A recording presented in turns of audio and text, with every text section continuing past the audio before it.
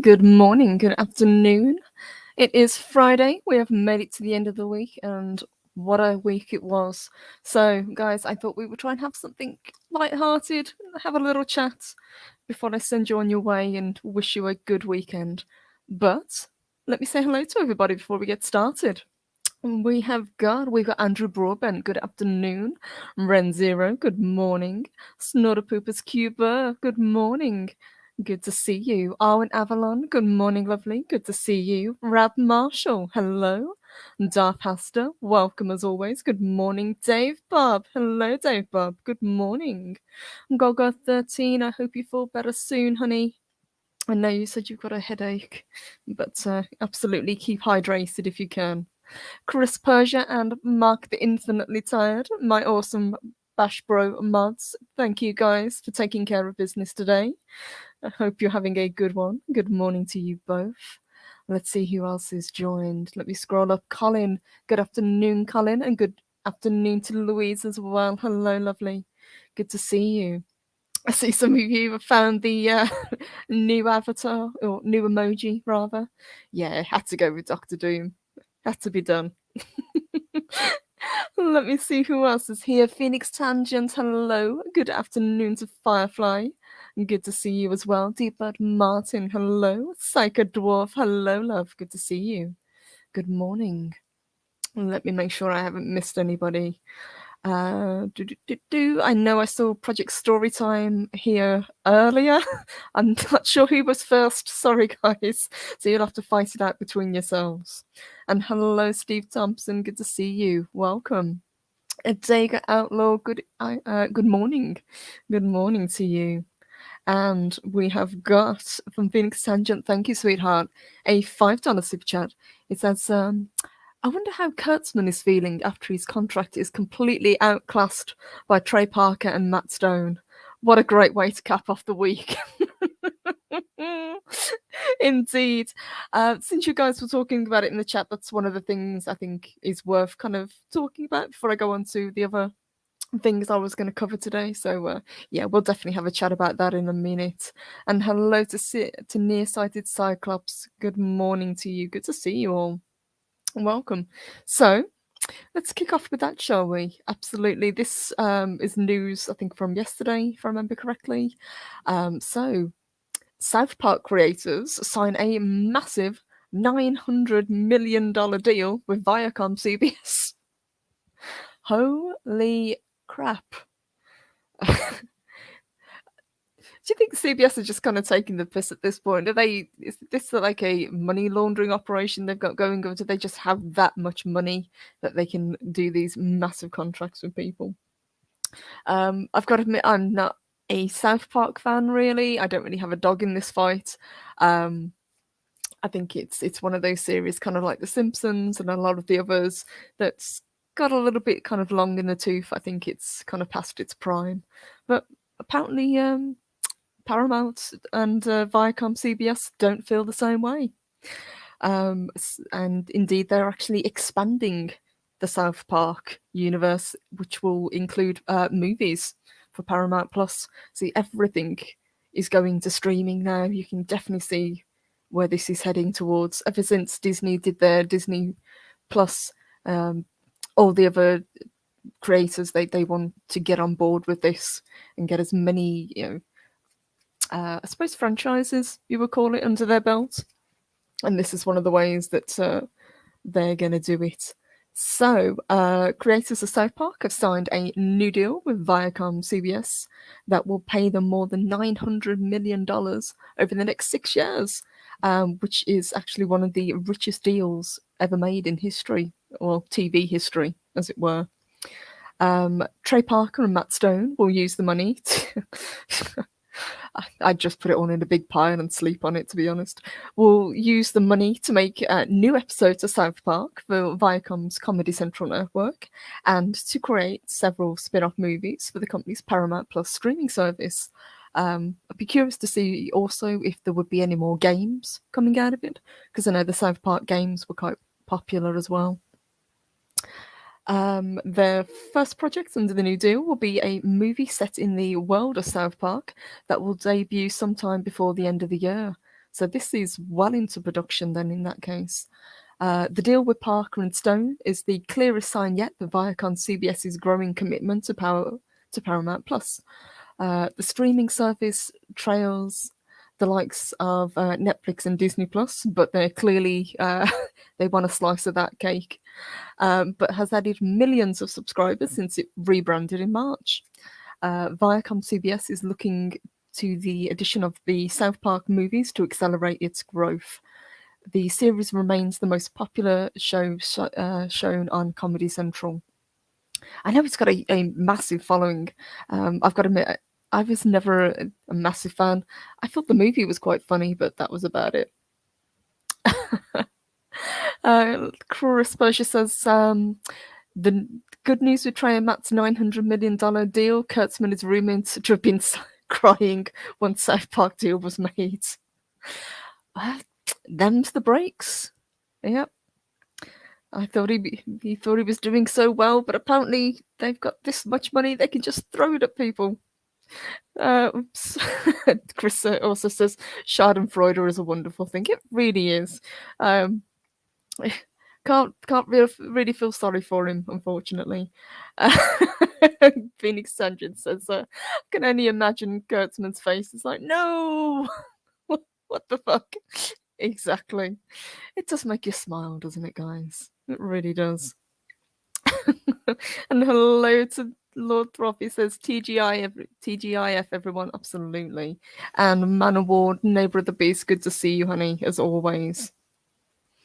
Alvin says, never watched a lot of South Park, but loved the Little Getty episode. I'm Getty Lee, and I'll sing whatever lyrics I want. I know it's huge over with you guys, but it just didn't quite make the jump over here. It never quite built up the huge fan base, I think. But I know it's extremely popular. And Nearsighted Cyclops, well, South Park gives them a huge library to stream. It does, and I think that's probably one of the big points for them. If they're going for this streaming service, they've got a massive back catalogue of stuff already, and if they've got films in the coming before the end of the year too, it's just going to add to that. Hello guys, good to see you, Pete, and Brightest Day. Brightest Day asks, can't help but wonder if the content will be corrupted with the deal. Yes. So I don't know, guys. When they show the episodes, do they censor them, or are they just shown as they are? So I'd be curious to see what that Ghostwriter, hey, good to see you. Says they can throw some my way. I'll create something for people who actually want to watch for them. Absolutely. Can you imagine, guys, what you could do with that kind of money? It's insane. But apparently they have more money than sense. Renzero says Kurtzman's deal wasn't all that big, even before the South Park announcement. It wasn't. It was more of a hit to the fans rather than a monetary deal. It's given what's gone back and forth. I would imagine Disney has much bigger contracts. Obviously, now we've just seen the South Park one, much bigger. But the Kurtzman was more of a blow to the people that love Star Trek rather than how much money he was getting for the deal. And hello, Pete. Good to see you. It says, I remember a small South Park animation at Rush Gig. The kids had a band, were playing Tom Sawyer. It was fun. And Dave Bob says, Canada, better watch out. Louise, I used to play it at about 10:30 on a Sunday night. I thought it was awful, but I was waiting for Forever Night, so I saw more of it than I wanted to. Yeah, I know a lot of people definitely, I think, kind of watched it out of curiosity, especially when they're really in their prime. I'm not sure if they've still got the same bite that they used to have, because as I say, I haven't watched it for a very long time. But congratulations to Matt and Trey, I guess. Well done, guys. Laughing all the way to the bank. Let me just see if there's anything else I can pull out of this article. So, As a giant media and technology companies compete the streaming wars, the value of franchises like South Park has soared to record heights. Few, if any, production teams have managed to capitalize on the changes in home entertainment landscape better than Parker and Stone, who own 50% of all online rights to the show. Oh, they are going to be raking the money in. Their new deal, which runs through to 2027, covers 6 more cycles of South Park and includes 14 made for streaming movies. Holy crap, that's a lot of movies. Does anybody need 14 more South Park movies? You're going to get them anyway. We did a South Park movie in 1999, and we've never done another one because the show has been so satisfying, Stone said in an interview from his home in New York. Now we're older, and the idea of what streaming movies can be is pretty promising. I bet, yeah, when you don't have to deal with cinemas and things, you can just put it straight on a streaming service. When Parker and Stone first created South Park, based on a short film they made in college, they were nervous that nobody would watch, or ultimately, that they'd be run out of town due to its outlandish humour. But the show, which debuted in 1997, was an instant hit, delivering millions of viewers and putting Comedy Central on the map. By the 3rd season, they had stopped getting any notes from the network on how to improve it. I bet they did. Um,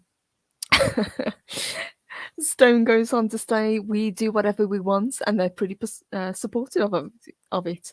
We're the luckiest guys in TV in that way." After all these years, I think they've pretty much proved that they've hit a winning formula. So I'm not too surprised that the network is more than happy to let them just get on with it at this point. And they clearly have a lot of faith in the franchise if they put this much money into it. Mark says South Park is lowbrow humour. Matt and Trey have a uncanny knack for immediately attacking current goings on. That's what makes it funny. They're extremely current and destroy anyone. That I would absolutely agree with. Yeah, they've definitely got their finger on the pulse. They know exactly which way the winds blow, and they, as Mark says, they will they will go after anybody. Everybody is fair game, and I'm fine with that. Good morning, Loki. No one is safe when it comes to Matt and Trey, aka Terence and Philip. Indeed, yes. And as I say, yeah, I think that's pretty cool. If they can attack both sides of the spectrum politically, shall we say? I think that's why they've lasted as long as they have. Colin says they only seem to have done a couple of specials in the last couple of years regarding the coof. Yeah, I would imagine it's hit them the same as it's hit everybody else. But clearly, this streaming is the way to go for a lot of people. I think we're going to see more and more of this, and we're going to see Netflix is going to be diminished. And I think we're going to see the rise of a hell of a lot more streaming services. So, if for anybody who actually likes the streaming services, it's great. You're definitely going to have a lot more variety, I would imagine. And hello, Jack of Casuals. Good to see you. It says, but hey, money changes a lot of opinions and choices. Indeed. Steve Thompson says, I would love to see their Mormon play. Yeah, they definitely don't pull any punches when it comes to stuff like that. Hasta says, good luck getting a ticket to the Book of Mormon. All sold out. Doesn't surprise me. I think a lot of people were very, very popular with that. Firefly says won't be able to keep track of streaming servers.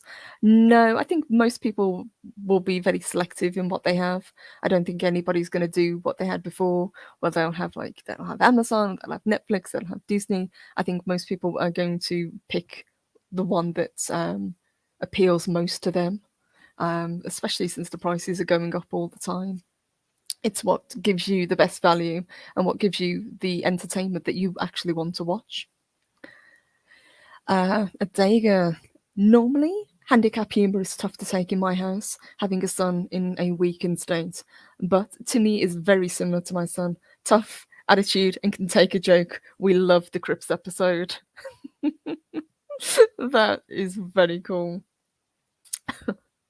And Mark says, if you haven't seen a basketball, do yourself a favour and watch it. funny as hell. I haven't. And Campus says, whoops, it skipped on me. Money is meaningless when you have a message. Free! Indeed. I think that the reason that they've stayed as popular as they have is because, as I say, they haven't picked any one side. Like I say, people have pointed out in the chat they will go after everybody, and they're very, very good at keeping up to date with current trends and pop culture. I think that's definitely where their strengths lie, whether or not you like their humour or not. And hello, Nicole. Good to see you. I haven't seen you for a while. Hope you're doing well. It says, hi, Purple. How's it going? Taking a break from class.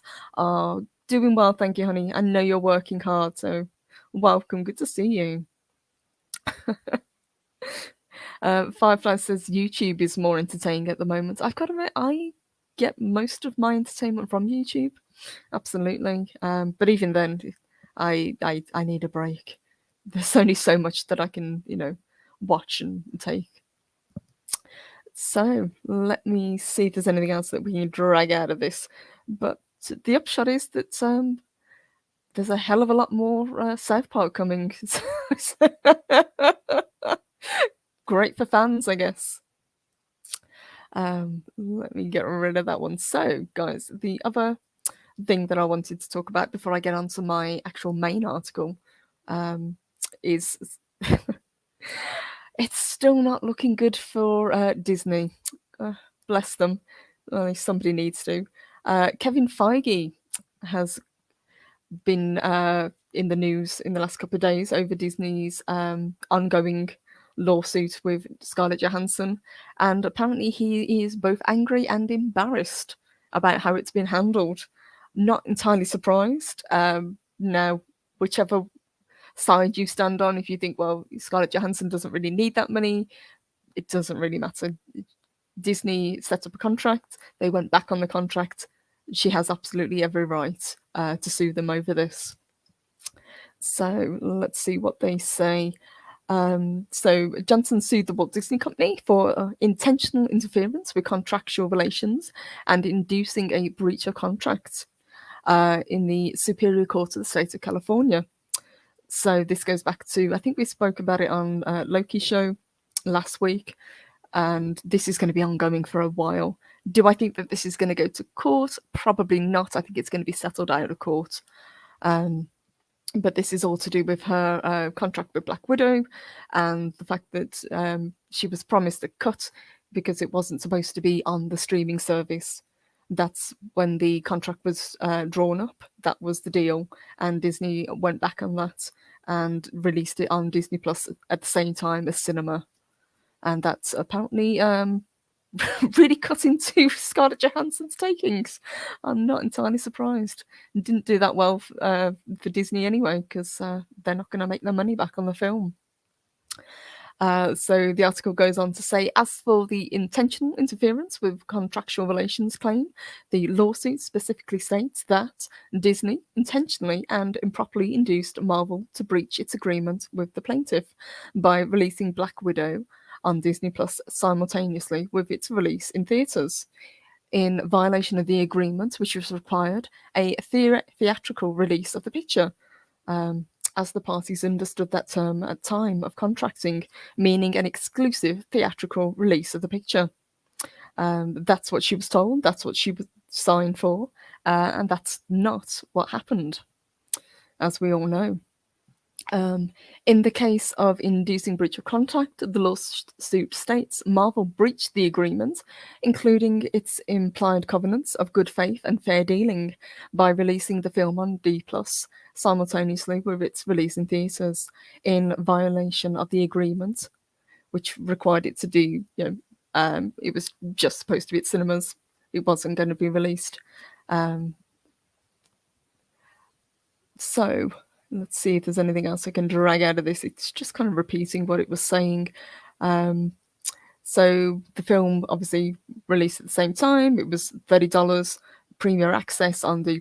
It will be free to watch, I think, in October, if I remember correctly. It's just going to go onto the regular streaming rotation. But Johansson claims that Disney acted with malice, oppression, or fraud, and in willful disregard of her rights and interests. Not the greatest way to bow out of a Marvel franchise, is it? Um, Following the filing of the lawsuit, a Disney spokesperson responded, "There is no merit whatsoever to this filing. The lawsuit is especially sad, distressing in its callous disregard for the horrific and prolonged global effects of COVID-19 pandemic." So this is one of the big things that they actually or tried to blame it on. They said, "You're being very, very selfish, Scarlett. Just think of what's going on. Just think of poor Disney. We're trying to release this film in the middle of a pandemic. Just like every other uh, movie out there that's come out in recent times. Um, it doesn't make any difference. The fact is that they said one thing and they went back on it, and they refused to talk to her. I think they were refusing emails, they were refusing contact for 3 months up until the release of this film. So they knew exactly what was going on. The spokesperson added Disney has fully complied with Ms. Johansson's contract, and furthermore, the release of Black Widow on D+ with Premier Access has significantly enhanced her ability to earn additional compensation on top of the 20 million she has received to date. Now, if I remember correctly, what she expected from it was an additional 50 million as part of the contract that she signed. Johansson's agent, Brian Lord, fired back, "I want to address the Walt Disney Company's statement that was issued in response to the lawsuit filed against them yesterday by our client, Scarlett Johansson. They have shamelessly and falsely accused Ms. Johansson of being insensitive to the global COVID pandemic in an attempt to make her appear to be someone they and I know she isn't." Yeah, this whole thing of blaming it on the coup is ridiculous. This has absolutely nothing to do with the contract whatsoever. They were going to release this film regardless of what's going on. And to be honest, it's not that they were trying to release it last year when the film was due to be out. They released it in a time when people had absolutely, full access to go see it at the cinema. They just got very greedy and they got worried, and they didn't think that people were going to go see it in theatres. So they put it out on their streaming service as well to get that extra income. Now, most of us have watched it. I certainly wouldn't have paid $30 to watch it. And I probably will never watch it again. Let's see, what else did he say? He added, "Scarlett has been at the Disney partnership for 9 years on the movies, which have earned Disney and its shareholders billions.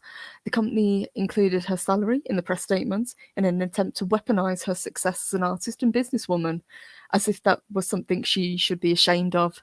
Yeah, I'm pretty sure part of it as well was that she wanted to go on to be a director rather than an actress, and this would have been a really good kind of stepping stone to get into it. She's got this huge body of work behind her. She's got this legacy playing Black Widow. So it all seems to have fallen apart. Not that I don't think she will ever work again. She certainly will, but it's definitely embarrassing for all parties. The last statement that he says was, "Scarlett is extremely proud of the work that she and all the actors, writers, and directors and producers and the Marvel creative team have been a part of for well over a decade." Let's see, did they shoot back with a statement? It's been criticised, so people have said that this is a gendered character attack. I think that's what they're trying to spin it as. It's not. It's definitely, it's just a legal battle between somebody that had their contract broken. The statement reads, "Whilst we take no position on the business issues in the litigation between Scarlett Johansson and the Walt Disney Company, we stand firmly against Disney's recent statement, which attempts to characterize Johansson as insensitive or selfish for defending her contractual business rights." It concluded, "This gendered character attack has no place in business disputes and contributes to an environment in which women and girls are perceived as less able than men to protect their own interest without facing ad hominem criticism." I don't think that's the case at all. Let me go back, guys, and see what you guys are saying. You guys have been really generous in the chat. Hey, good to see you. Let's see. So we have got a super chat from Mexican Iron Man. Thank you so much. Much appreciated. He sends us 19.99 in even. He says, good news. I'm creating my home. Oh my God.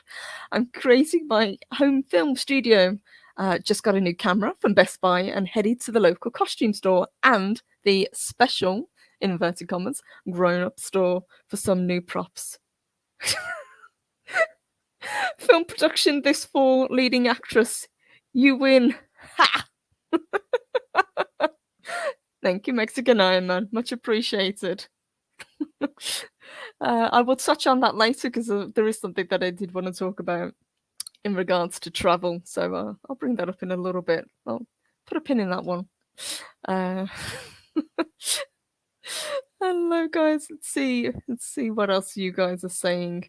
Hello, MBG. Good to see you. He says, damn, just found out that a show I loved, Leverage, got a sequel series, and almost all the main characters are back, and the show feels much like the old. And that is good news. Is it a good show? So let me know. But yeah, that's great if it's something that you enjoy. And good news for you as a fan, absolutely. And let's see what else you guys are saying. We have a new member, Andrew Broadbent. Thank you, sweetheart, for joining. You are very, very welcome to the channel. Much appreciated. Thank you so much. Let's see what else you guys are saying. Psychodorf9, thank you, honey. It sends us a $5 super chat. It says, if Disney needs to die to get a clue by 4, so be it. That's pretty much what I'm thinking at the moment. You know, Disney clearly need to be taken down a peg. Absolutely. The Tiger Outlaw says, when I see Mexican Iron Man super chats the song, he's got high hopes, rings out in my head. But they always make me smile, so thank you. And thank you, Adega. Much appreciated. Jack Councils, good to see you. Cameron Pasha said it's a war between Chapek, rather, and Iger. Chapek wants to be the only top executive at Disney, so Feige is firing back with all this ScarJo lawsuit, according to him. I can imagine that there is definitely a power struggle going on at the top. I think it's a case of too many people pulling in too many different directions. Clearly, with all the franchises they've got, they do not know what to do with them. I mean, you think of all the money that's been spent on these franchises. They had the Marvel, they had the Disney, they had Pixar, they had Star Wars. And as fans, I think a lot of us will admit, back in the day, we actually got quite excited when they acquired these rights. We thought that great things were coming. They really fooled us, didn't they?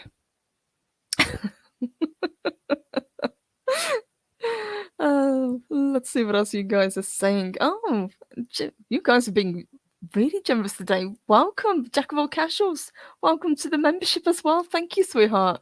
Much appreciated. You guys are awesome. I do actually have a membership stream due. So what I will do is I'll open it up to all levels and we can have a good hangout and a good chat. I think that will be fun. We'll try and organise that soon. But thank you guys, much appreciated. Dave Bob says, pull the COVID card. Yeah, I think most people have seen past that though. I think that people have just kind of brushed that off. They don't care. This really doesn't mean anything. I think this was like a really cheap way to try and deflect what they've done. I don't think they've really got a leg to stand on. You know, a contract is a contract. And if they broke the contract that she signed, she absolutely has the right to take them to court over it. Like I said, I'm pretty sure that they will settle, but it is a massive embarrassment for Disney. And I can fully see why Feige is so angry about it. Renzero says everybody pulls the Coof card. Yeah, if I think we're going to be seeing this for a good few years to come as well, guys. Whenever a film fails or whenever something like this happens again, yeah, they're gonna It was the goof that did it. Hasta says, "Oh, poor Disney. Give me a break. They deserve it." Yeah, yeah. Kind of there with you, Hasta. Absolutely. Now you can argue back and forth. Does she deserve the money? Does she need the money? Doesn't really matter. And hello, Kendra Al. Hello, lovely. Good to see you. And MB Geek with another $5. Thank you, honey. It says, I think they took this as a risk. They're trying to get people to D plus, so if they have to do a breach of contract, they still could come out of it ahead. I think it was a massive risk for them. I think that the problem was this was a film that people really, really wanted, but we wanted it 5 years ago. So to me, this just says that Disney really didn't have that much faith in Black Widow as a movie. Um, the marketing for it wasn't great. I didn't really care for the way that Scarlett Johansson kind of handled herself in a lot of the interviews that she did leading up to it. And to be honest, word of mouth wasn't great for a lot of people once they saw it. And I think for this to be the springboard into Phase 4, I think Disney are now quite worried, especially with the reception they've had for a lot of the shows as well, because all of these shows are very, very similar in tone to Black Widow. So if this is what we've got going forward, I don't think Phase 4 is going to do that well, guys. But what's the next one that we've got due? Is it Shang-Chi next, I think? I'm pretty sure that comes out before Eternals. Not one that I'm interested in, I've got to admit. Hasta says there's much crap that they've been trying to shove down Star Wars fans' throats, though. Yes, it's a case of, we're just going to do as many shows, we're going to have as many things as possible, we're going to throw as much at the wall, and something will stick. They had a lot of goodwill with The Mandalorian, and they squandered that. So I think a lot of people are going to be a lot more wary going into a lot of these shows. And at the end of the day, it's just entertainment. People will decide for themselves what they want to watch or what they want to support. Nearsighted Cyclops. If ScarJo had filed any place but California, I would say she had a near slam dunk. Callie seems to think COVID overrules all of us, so Disney might win. That would be a shame. That would be a massive shame if that was the case. I could admit it does seem to be, of all the states, that California seems to be the most kind of intense, shall we say, when it comes to the coof. So it's something to definitely keep an eye on. Absolutely. Rensu said they had to release it, otherwise people would have lost interest. Yeah, they couldn't have delayed the film any longer. But I think most people, like I say, they wanted this film back around Iron Man 2 time. It wasn't because we dislike the character. We love Black Widow. She's a great character. I like Scarlett Johansson. I think she's a talented actress. But this film, time-wise and within the actual continuity of the MCU timeline, really doesn't make that much sense, because at the end of the day you're watching a character that no longer exists within the current timeline. And good afternoon, Larry. Good to see you. I think the ad hominem attack on ScarJo is going to backfire on them, like a car with a potato stuck in the exhaust pipe. I think so. I think it was a cheap attack, and they are getting criticism for it, the same as they're getting criticism for the one about COVID as well. I think at the end of the day, they're just probably going to have to pay up and accept the loss. Now, whether ScarJo will continue to work with the Disney company remains to be seen. Like I said, I know what she really wanted to do was to go on and direct. That was the next big step for her career, and that was one of the reasons for doing this this film, this last kind of swan song, if you will. And it just skips on me all the way down, and I know I've missed super chats and stickers. There we go. So Firefly sends me a super sticker. Thank you, honey. Let me see what it was. Let me see if I can find it. It was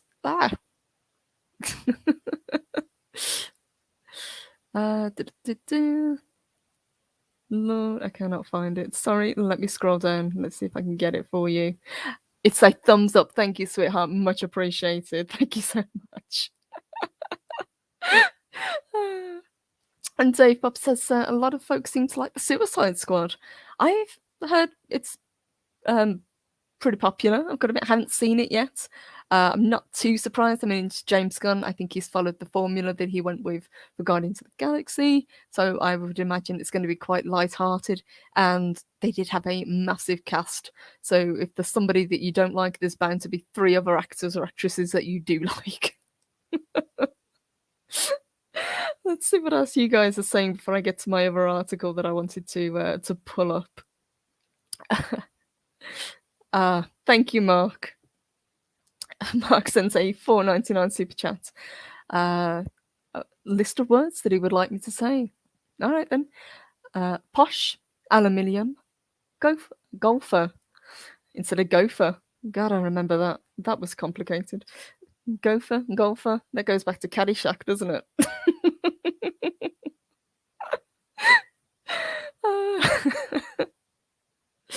Let's see what else you guys have got. Hello, Got13. Thank you, honey. He sends us $2 and he says, "Today is a good day." With the Doctor Doom emoji. I'm glad you like that. Nap time for sure. Well, you take care, honey. Hope you feel better soon. Absolutely. Renzero says, "To be honest, Black Widow was always going to appeal to a small set of fans, i.e. the Black Widow ScarJo fans. I think so. This is the first kind of solely female-led film that wasn't sandwiched between 2 much bigger films, a la Captain Marvel. So it had a lot going for it." Phoenix Tangent says it's going to be the first true MCU flop.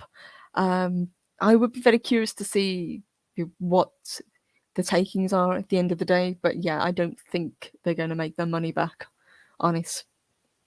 Renzero says Shang-Chi is next. Thank you. I thought it was. Paris, good morning, says Purple Valkyrie. True story. My sister brought my niece to McDonald's and got her a Happy Meal. They didn't have the advertised toy. The lady behind the counter blamed the beer bug for not having it. Wow. Okay, that's taking it a little bit too far. I hope they gave her something in return, but yeah, that's just silly. I used to love getting the Happy Meal toys. Do they still do them nowadays? I know over here they give away books and things, not just toys. Stephen Thompson says, "I'll wait for it to be free on Disney Plus." Yeah, I think so. Or if you can find other means of watching it, it's definitely worth a watch. I would never say to people, don't watch a film, because that's not what we do here. I just didn't think much of it. Ghostwriter says, "All the shows start off good and then go crap. Like they change writers halfway through." That does seem to be the way. I mean, for me, the biggest disappointment was WandaVision. I got all the way through that. I really liked the first 4 or 5 episodes. I thought they had a really winning formula, and then it kind of fell off. Mexican Iron Man. Private member chat. Okay. Lights, camera, action, thong on, zoom camera on. Oh my gosh.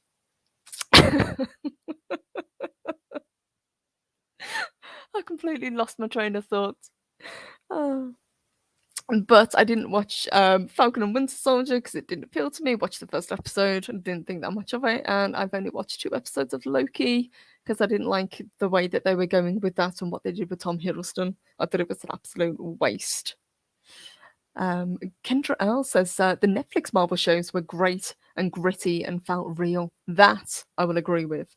Absolutely. There's just something more about it. These new Marvel, although they have massive budgets, they just feel like the films, and vice versa. I think I said it when we were doing the review of Black Widow. If you chopped Black Widow up into 3 parts, you could quite easily have had a mini series rather than a full-length movie. MB Geek says that Black Widow should have been done prior to Captain Marvel, the movie after Civil War. That would have been the better place to put it. Absolutely, it would have had much more meaning. It would have made much more sense continuity wise. But who knows why that was the case? Perhaps they didn't want to do it. Perhaps they thought that people wouldn't get behind the character. It's a very strange one. And hello to Project Storytime says I pop in for a few minutes. A Mexican Iron Man is talking about needing a zoom lens. What did I walk in on?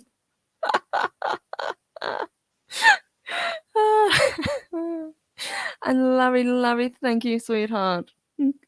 Thank you very much. He says Purple Valkyrie and sends 2 purple hearts. Lovely lady, leaving full of hearts. Thank you, honey. Much appreciated. Phoenix Extension says Purple Valkyrie's members Discord. I don't have a Discord. I'm a part of Valhalla, and that's where you can find me. But we do on the channel member streams, so we're due one of those definitely. Hello, Dara the Derelict, and hello. Good to see you, Lady Mist. Hello, sweetheart. Welcome to you as well. So, guys, let me get rid of some of these. I've got 50 million tabs open. There we go. So, the main article that I was actually going to talk about today is something that caught my eye a couple of days ago that I was going over. Now, you guys know that I am a massive horror fan. It's one of the genres that I love the most. So this one kind of struck a chord with me. So this one is from Inside Edition, and it's basically where the future of horror films is going to go. So let me just get a quick drink. There we go. So, if American horror films reflect our collective fears, what monsters will this generation see emerge? So, horror has shaped America for as long as the genre has existed. So what's next? What's the next monster on the horizon? Film experts say we need not look further than the last year and a half for jump scare inspiration. Oh god, I hope that's not the case. But it would not surprise me at all, guys. Ask anyone who over the last 18 months has found themselves isolating and dealing with the myriad of ways life has changed to describe their last year, and many will liken their experience to that of a horror film. After spending months in lockdown and transitioning to working remotely, many have been literally left to their own devices through Zoom meetings, chats over FaceTime, and escaping reality by way of television screens. Which is why it's no coincidence that Steven Soderbergh's 2011 thriller Contagion climbed in the movie rentals and online streaming at the start of 2020. Horror can be considered one of the most evolving of all movie genres because it's most reflective of our present, past, and future anxieties, and, at times, uncertainty. That is truer than ever. The genre encapsulates anything that provokes an intense feeling of fear, shock, and even disgust. The late film critic Robin Wood defined horror plot lines as instances where normality is threatened by the monster. Professor and horror scholar. I'd love to be a horror scholar. That would be an awesome thing to put on your CV. Scott Paul from College of Charleston told Inside Edition Digital that the monster is always changing. Sometimes they are foreign to us, sometimes the monster is us. In the case of Contagion, the monster is something entirely different.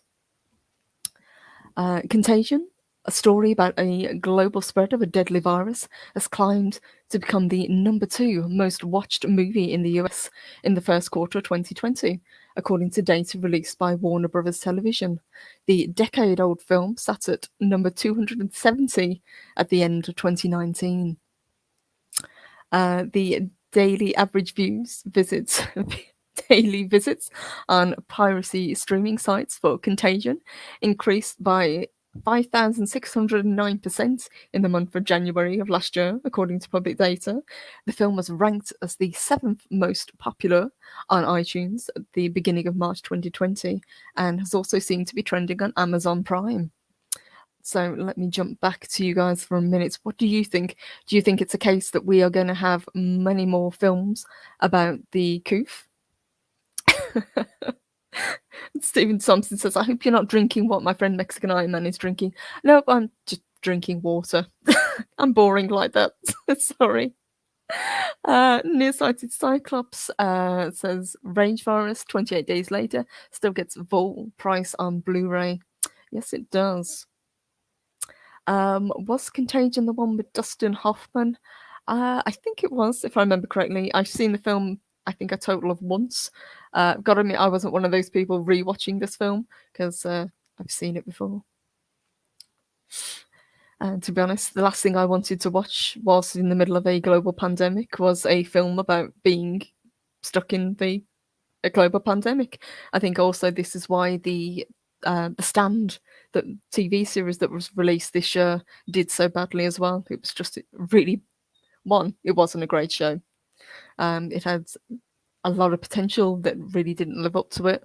And two, I think it was just really bad timing. People don't want to be reminded or don't want to see on screen basically the world coming to an end because of some virus. What we want is escapism. Let's see. Chris Persia says the future of horror will involve white cis males that refuse to share pronouns while refusing to get a vax passport.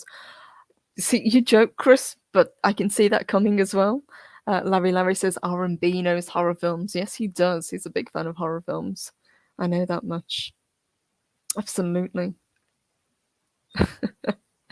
MB Geek Jesse, thank you, hun. He says Daredevil, Jessica Jones, Punisher, great stories, absolutely. Especially Daredevil. Daredevil was one of the best shows that came out for a very long time. Let me scroll up and make sure I haven't missed anything. No, I didn't. Awesome. Oh my god. And Campus says, you know, it would be a lazy title, pronoun, the identity crisis. Absolutely. As this article says, you know, horror, because it is so, it molds and it reflects our, you know, current day. It's not so much monster movies anymore, which I kind of wish it was. I really, really hope that the horror doesn't go the way that it seems to be going. I don't want to see films about deadly viruses taking over the world. Just yesterday, we had the trailer for Why the Last Man released. Now, that's going to be a TV series coming out, I think it's September. Something that's been stuck in production hell for the last 15 years. But again, it's about the population being wiped out. Why on earth do they have to keep ramming this down our throats? You know, let's see what else we can get back to.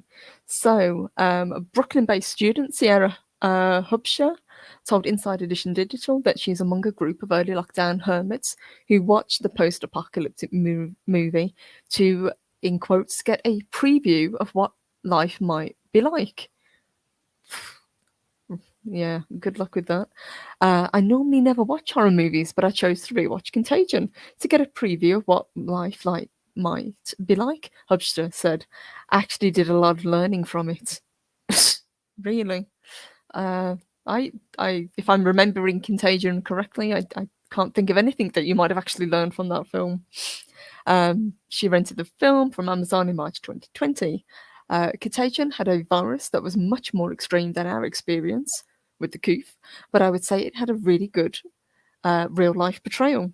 I was scared after watching it, but felt more comfortable because I felt like it was a good introduction for what to expect in real life. It makes perfect sense to me, Professor Robin Means Coleman says, of the rise of popularity of Contagion. And though the film is fiction and people know that, what we know about horror is that it always has been a mirror to our socio-political world. There's always a nugget of truth. Coleman told Inside Edition that it's perfectly healthy for people to resort to pop culture for insight into the real world.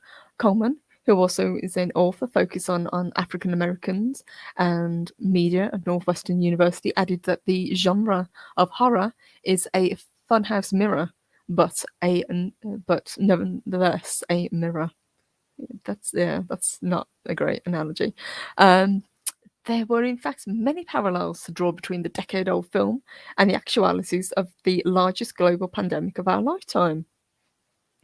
Barry Jenkins, the Academy Award-winning writer-director of Moonlight, told New York Times last year he was willing to pay $12.99 to rent Contagion. Pretty sure you could have found it cheaper on eBay, because he was really curious to see how well it would line up to what's happening right now. Um, I'm no expert, but I think it's a really terrible idea to try and get a kind of glimmer of what could happen from a film that was made 10 years ago. I think it's much more healthy to focus on what you can do to help yourselves during a lockdown.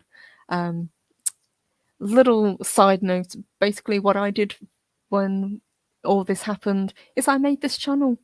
I was extremely lonely. I needed people to talk to. I needed something to focus on, and that's what I did. And I'm incredibly lucky to have all you guys to chat to. And we are incredibly lucky to be able to do this. You know, if you think even 10 years ago, we would have struggled to talk back and forth the way we do. So that's what I did. Um, I certainly did go back and watch a film about a global contagion. Um, where did we get to?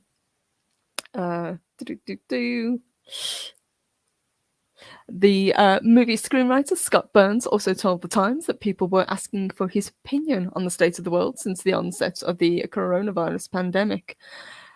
So, what does our dependence on films and horror specifically say about the way Americans make sense of their own fears? Horror movies are merely a reflection of the terror that we are living, or the terror we have once lived. And the only way to grapple with those trepidations, authorities say, is to indulge in them. So, how will the next generation's trauma and fear make its way onto the silver screen?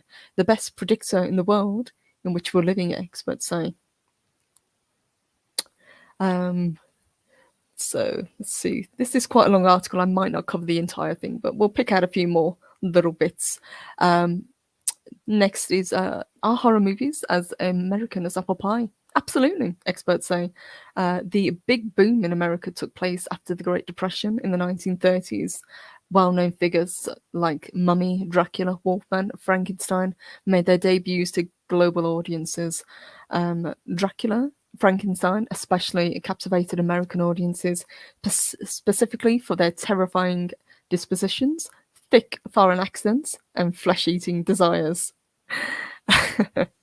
You had this reassuring distance between the American home front and the supernatural threat, and there was a sense that the threat was exotic. It was often even subtly or overtly radicalized. So the results of the sense of distance for the white audience, dear, you can see where this is going. Dr. Bernice Murphy, one of the first scholars of Gothic literature and horror at Trinity College Dublin, told Inside Edition. But, she argued, over time, these characters that once stretched across theatre screens began to take on different forms. The monsters started to look more familiar, more like ourselves. That I would absolutely agree with.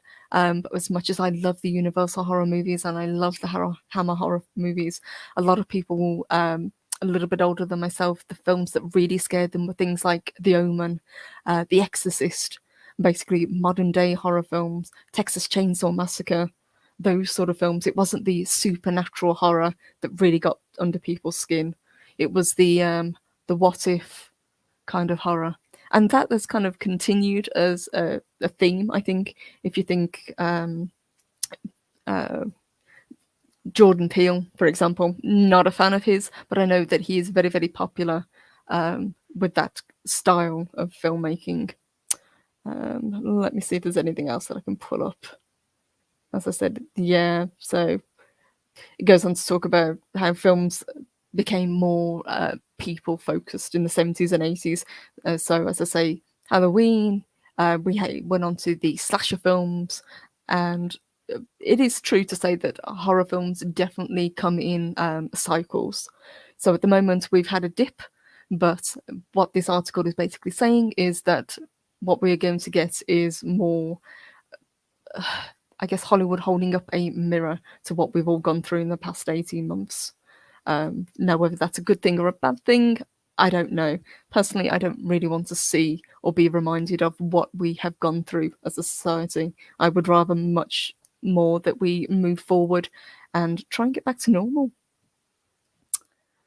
Let's see. Mark says The Exorcist doesn't sit right with me. I blame Catholic upbringing. That has something to do with it. A lot of people have said that, yeah. Exorcist was one of those ones that really kind of touched a nerve with people, I guess.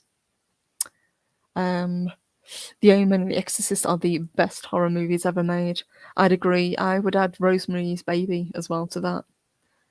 Universal monsters, yes. Then researched in the 1950s and 60s, baby boomers discovered the monster movies. They did indeed.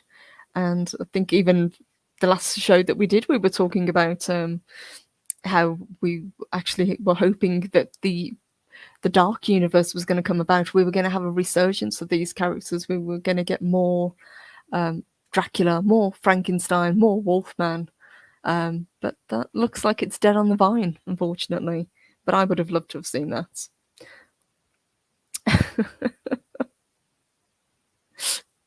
Conan says, sorry, did they just say that Dracula and Frankenstein monsters were flesh eaters?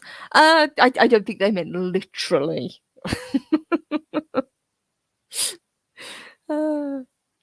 Mark says, what's the lockdown? Never had a day off during the Coof lockdown. Yes, absolutely.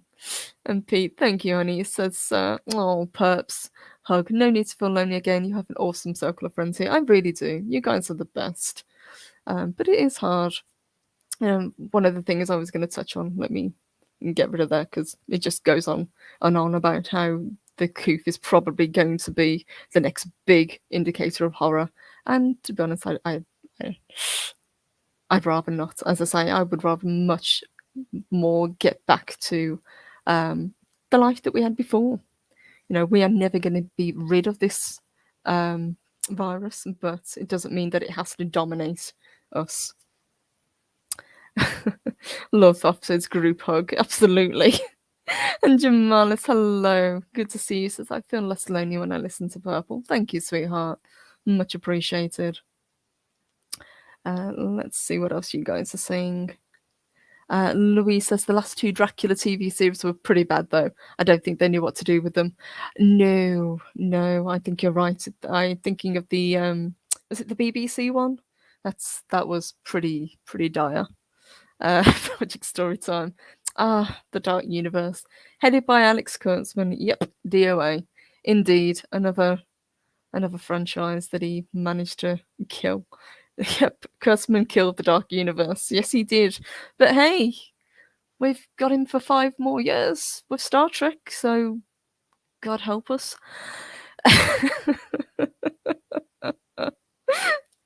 But yeah, that's kind of my take on it. Like I say, people have dealt with this pandemic in different ways, but I just really want to get back to how I used to be. And one of the main things that I want to do is travel. A lot of people are incredibly excited for what's happening next week.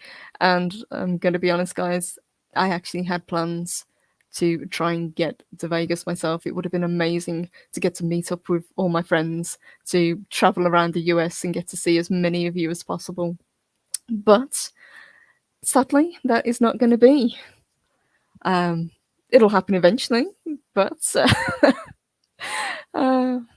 it just seems to be a very long time coming, unfortunately. But as I say, we have each other, and I am incredibly grateful for you guys. You are the best. We have the best chat. We have the best chat everywhere, but you guys are especially special. So thank you. Lorenzo says, my prediction in a year's time, no one will be talking about the Coof. I hope not. I'm so ready to be done with this. And Arwin says, next year, Vegas, absolutely. Yeah, come hell or high water, next year it will happen, absolutely. They can't keep us locked down forever. And I know it's not just the UK, it's many places in Europe, it's Canada as well. So everybody is kind of in the same boat at the moment with regards to travel. But eventually, guys, we will get to see each other. No purple visit. No, not at this time. Project story time. But as soon as they say yes, I will be on the first plane over to you guys. I promise. It'll happen. Mark says we'll break you out of the UK, purple. At this stage, I'm probably going to have to like get a little canoe and just kind of row myself across. So yes. Jack of all casuals says we need to invade the UK and liberate them.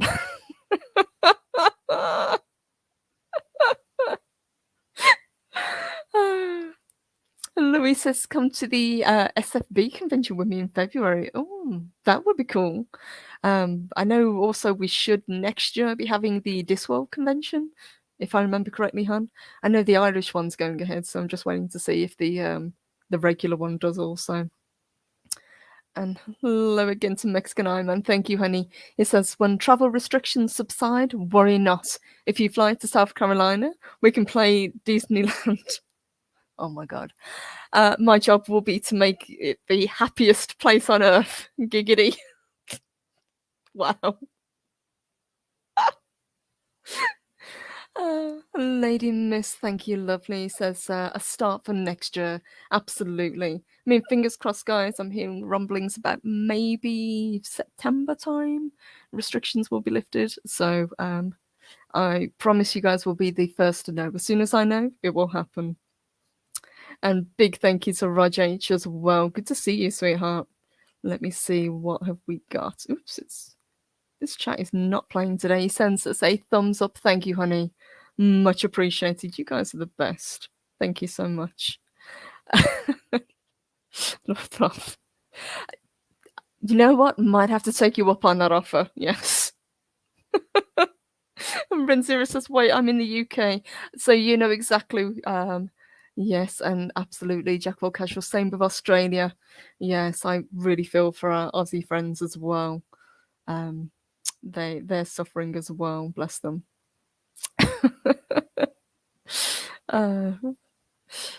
Let's see what else.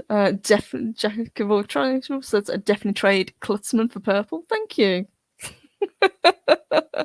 Kendra says sends purple some tea strength coffee. Thank you, sweetheart. Thank you so much.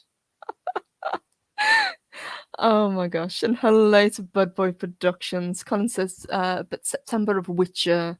Well, that is the thing, isn't it? Absolutely. Hopefully this September, but it's just a case of waiting and seeing, unfortunately. Chris says any convention Purple attends will unofficially become Purple Palooza. Thank you, Chris. Thank you so much. And thank you, Stephen Thompson. Says no American needs a visit from Pretty Purple Valkyrie. So thank you. Thank you, guys. I promise it will happen. Like I say, there's so many people that I want to say hi to. But fingers crossed. And that's all we can do. Just keep supporting each other, keep reaching out, keep looking after each other. I think the end is in sight for what we've all gone through, most certainly. And all we can do is, like I said in the thumbnail today, try and look at the positive. That's absolutely the best way to look at it.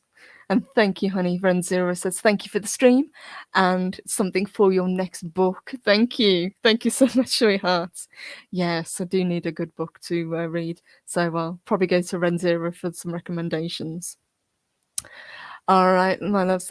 I am going to let you guys go since we are at the end of the show. You guys have a fantastic weekend. There will not be a show Sunday because I think I've got something else planned. But fingers crossed next week should be back to normal, and hopefully I should be back on camera as well. Haven't been on camera this week because my camera decided to die on me.